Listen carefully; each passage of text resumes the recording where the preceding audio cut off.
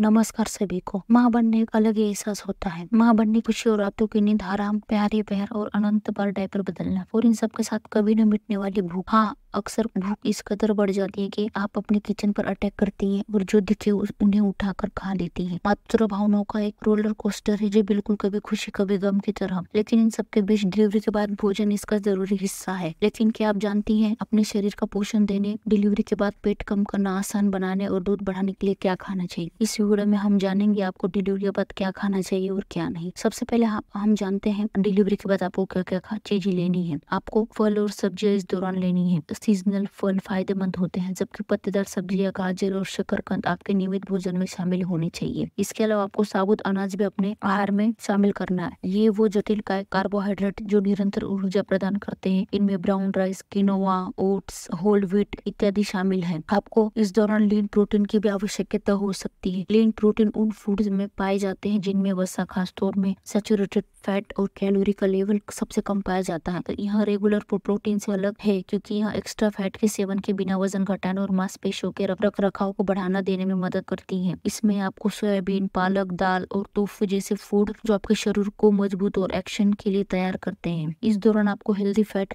की भी जरूरत पड़ सकती है, जैसे एवोकाडो, नट्स, बीज, ड्राई फ्रूट्स, ये जो विकास और हार्मोन पैदा उत्पादन के लिए महत्वपूर्ण है। इसके अलावा आपको इस दौरान डेयरी उत्पाद भी लेनी है। इसमें दूध, दही, पनीर हड्डियों के स्वास्थ्य के लिए महत्वपूर्ण है, जो हमेशा से कारगर रहे हैं। इसके अलावा आपको कुछ चीजों को खाने से परहेज करना चाहिए, वो भी हम जान लेते हैं। डिलीवरी के बाद आपको क्या नहीं खाना चाहिए? प्रोसेस्ड फूड्स, इनमें अक्सर अनहेल्दी फैट, सोडियम और एडेड शुगर होता है। इससे आपको दूरी बनानी है। इसके बाद आपको मसालेदार भोजन का भी सेवन नहीं करना है। डिलीवरी के बाद पाचन तंत्र विशेष रूप से संवेदनशील होने के कारण मसालेदार भोजन परेशान कर सकते हैं। ये आपको परेशान करेगा। साथ साथ अगर आप ब्रेस्ट फीडिंग कर रही हैं तो आपके शिशु को भी ये हानिकारक हो सकता है, इसलिए आप मसालेदार भोजन कम करें।